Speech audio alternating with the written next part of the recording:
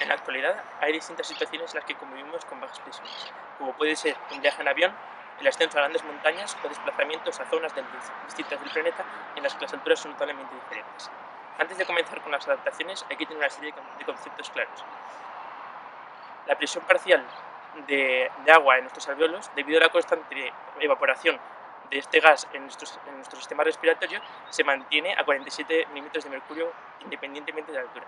Lo mismo sucede con el CO2, que se mantendrá independientemente de la altura constante a 45 milímetros de mercurio debido a la constante difusión de este gas de los alveolos a la sangre. Si nos imaginamos que estamos en la cima del Monte Everest a 250 milímetros de mercurio de presión, 47 los ocupará el agua, 45 los ocupará el CO2 y por lo tanto 150 más o menos quedan para el resto de gases, de los cuales 20% es oxígeno.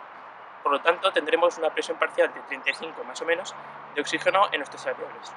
Debido a la poca diferencia de presiones parciales de oxígeno entre la sangre y los alveolos, este gas no difundirá bien entre la sangre y los alveolos. Por lo tanto, las células comenzarán a notar la carencia de este gas, lo que conocemos como hipoxia. Bueno, nosotros vamos a hablar de lo que es la aclimatación. ¿A qué nos referimos con el concepto de aclimatación? Nos referimos a la capacidad que tiene el cuerpo de adaptarse a una serie de situaciones opuestas que le va a ofrecer el medio. En este caso, a las bajas presiones, el cuerpo va a sufrir una serie de efectos perjudiciales que va a intentar solventar mediante una serie de efectos. Entre ellos podemos destacar, por ejemplo, el incremento de la ventilación pulmonar. Lo que sucede cuando estamos a bajas presiones es que va a haber un incremento de la ventilación pulmonar más o menos unas 2 veces mayor respecto al valor normal. Asimismo, lo que va a ocurrir con este aumento de la ventilación pulmonar va a ser que va a disminuir la presión parcial de dióxido de carbono y va a aumentar el pH de los líquidos corporales. Con esto lo que sucede es que va a disminuir la cantidad o la concentración de protones que va a haber en estos líquidos corporales y así va a inhibirse el centro de respiración del cuerpo. Cuando ya estamos durante un periodo de tiempo más o menos largo adaptados a estas condiciones que nos está oponiendo el medio, lo que sucede es que se deja de inhibir el centro respiratorio y así la ventilación pulmonar aumenta unas 5 veces respecto a las 2 veces que había aumentado ya al principio. Ahora, por ejemplo, Clara nos va a contar otra serie de efectos que va a tener el cuerpo.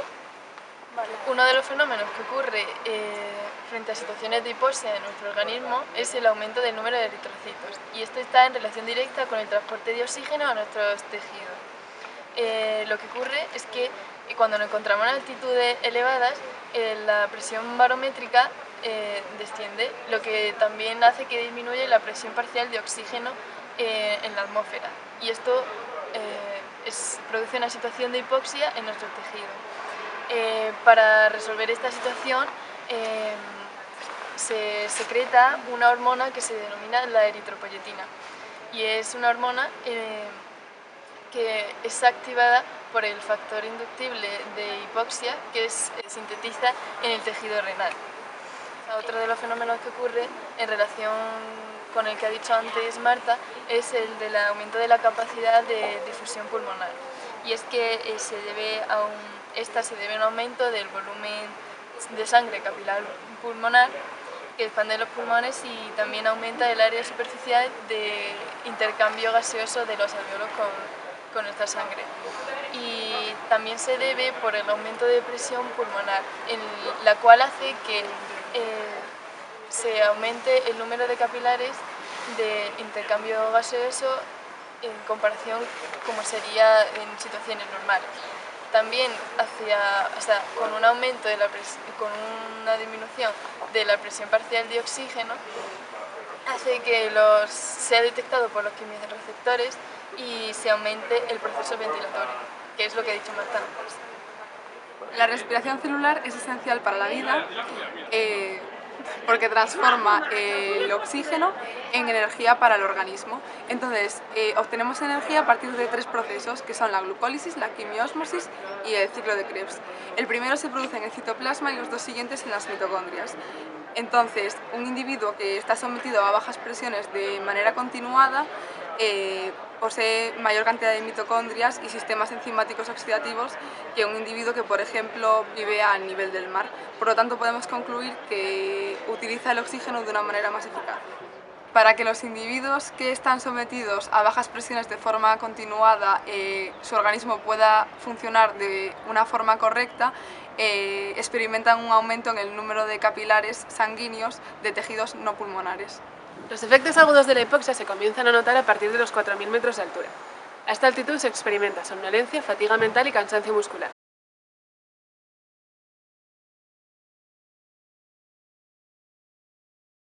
A partir de los 6.000 metros de altura se producen convulsiones y a partir de los 7.600 se produce el coma, incluso la muerte. En la parte inferior de la cima sur, un miembro del equipo, Sandy Hill Pittman, se desmaya.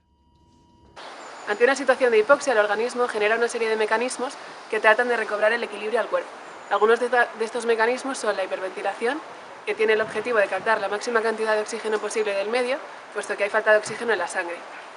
Otro mecanismo es el aumento del flujo sanguíneo hacia los tejidos, ya que estos no reciben el aporte sanguíneo suficiente para funcionar adecuadamente. Otro mecanismo es una bajada de la frecuencia cardíaca y consecuentemente baja también el gasto cardíaco.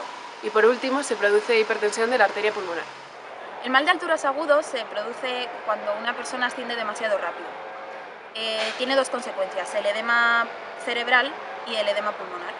El edema cerebral se da cuando hay una vasodilatación de los vasos sanguíneos cerebrales, aumentando el flujo hacia los capilares y la presión capilar. Esto hace que se produzca una fuga de líquido hacia los tejidos cerebrales, dando como consecuencia una desorientación muy grave. El edema pulmonar, en cambio, se da por una vasoconstricción de las arterias pulmonares, aumentando también el flujo.